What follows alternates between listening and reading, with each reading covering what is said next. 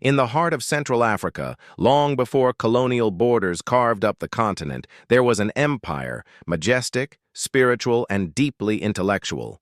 This was the Luba Empire, a civilization built not just on power and trade, but on memory, mythology, and sacred kingship. Emerging in the 16th century, in what is now the southeastern region of the Democratic Republic of Congo, the Luba Empire rose to prominence along the savannas and river systems of the Upemba Depression. But the Luba were not just conquerors. They were thinkers, storytellers, and keepers of an oral legacy that spanned generations. At the core of Luba society was a powerful belief. That memory is power. And the Luba had the keepers of that power, the Mbudi, or the men of memory. The Mbudi were not just historians. They were guardians of knowledge. Using memory boards known as Lukasa, they would recount dynasties, sacred laws, battles, sikhs, and genealogies, each symbol carved or beaded on wood like a library encoded in touch and storytelling. To the untrained eye, these Lukasa were mere ornaments, but to the Mbudi, each color, texture, and pattern held a story, passed down through generations without ever touching pen to paper. Power in the Luba Empire was not taken. It was sanctified. The king, known as the Mulapwe, was more than a ruler. He was the sacred heart of the empire, a divine link between the spirits of the ancestors and the living world. When a king was chosen, he didn't just inherit a throne. He inherited centuries of myth and responsibility. The investiture rituals, the ceremonial regalia, the ancestral relics, they weren't just tradition. They were a spiritual contract. The Luba believed that past kings did not die. They became spirits, protectors of the land, whispering their wisdom to the living. This fusion of political power and sacred duty created a system where legitimacy flowed not just from bloodlines, but from the favor of the ancestors. But the Luba were not isolated mystics. Their empire stretched across trade routes that connected them to the wider Bantu world. They traded copper, iron tools, ivory, and salt, commodities that shaped the regional economy. Their metalwork was legendary. So were their wood carvings, especially the twin figures and stools that symbolized kingship, wisdom, and the duality of power. Women in the Luba world held sacred roles too.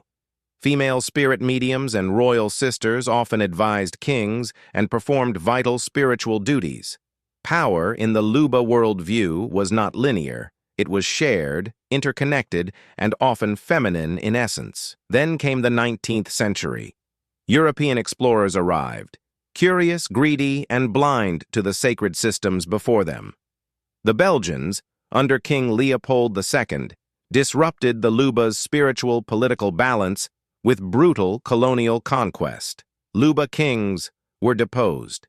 Mbudi were silenced. Sacred objects were looted and shipped to museums across Europe. And yet, the memory lived on. Today, descendants of the Luba people continue to pass down oral histories, protect ancestral traditions, and reclaim their stolen heritage. The Lukasa, once hidden away, now inspire artists, educators, and historians around the world. In a world obsessed with writing, the Luba remind us, memory can live in voice, in rhythm, in the palm of your hand. The Luba Empire was never just a kingdom. It was a living archive, a sacred system where power flowed through memory, where kings ruled with the ancestors at their side, and where history, real history, was not written in ink, but spoken from the soul. To understand the Luba is to understand a civilization that encoded its past into symbols and its future into spirit. Take, for example, the Luba stool. More than a seat, it was a symbol of kingship, continuity, and balance. And often they featured caryatid figures, women holding the seat above their heads. Why women? Because in Luba cosmology, women were the vessels of spiritual knowledge.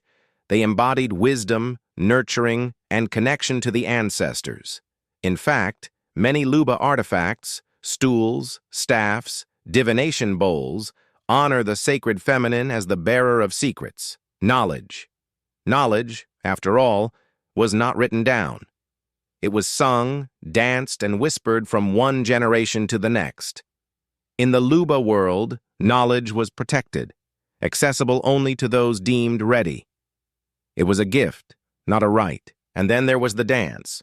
Luba dance was more than celebration. It was communication. Each step, each gesture conveyed messages from the past, triumphs, tragedies, sacred myths. One of the most enduring tales in Luba memory is that of Kalala Ilunga, the legendary hero who overthrew tyranny and laid the foundation for sacred kingship. He wasn't just a warrior. He was a model of virtue, chosen by the spirits, bound by moral duty. His story is still told today, not because it is old, but because it still speaks of justice, of leadership, of the balance between strength and humility. But many of these sacred traditions were tested, nearly erased by colonization. European powers not only dismantled political systems, they dismissed African knowledge as primitive. They could not see the complexity within the Lukasa, the law within the myth, the history behind the rhythm. Today, many Luba artifacts rest behind cold museum glass, labeled with dates and dimensions, but stripped of the stories that give them life. Yet the Luba spirit endures.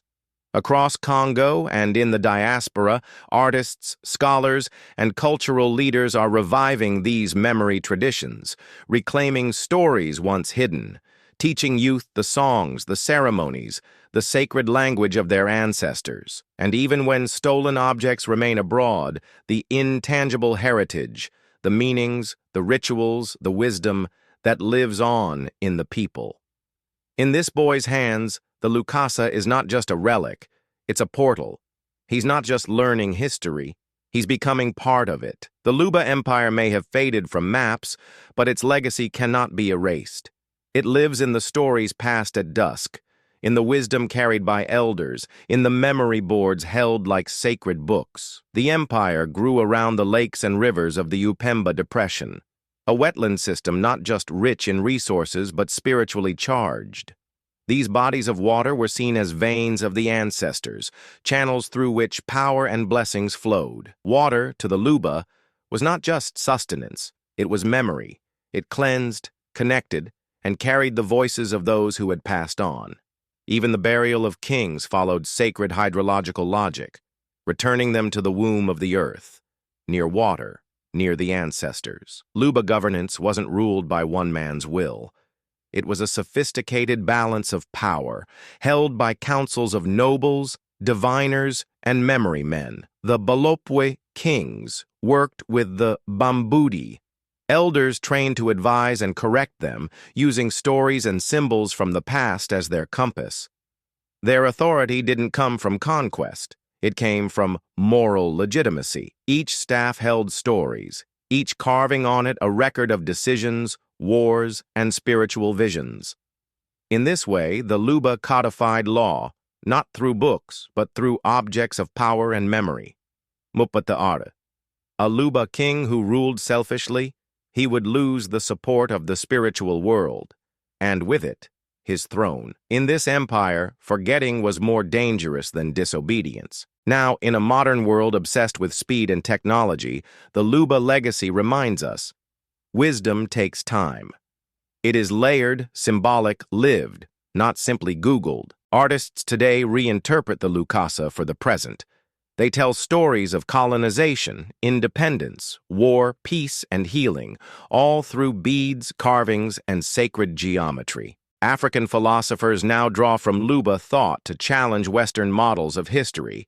They say, don't just count the years, interpret the symbols. Don't just look at timelines, ask who is remembering and why. The Luba did not separate knowledge from spirituality.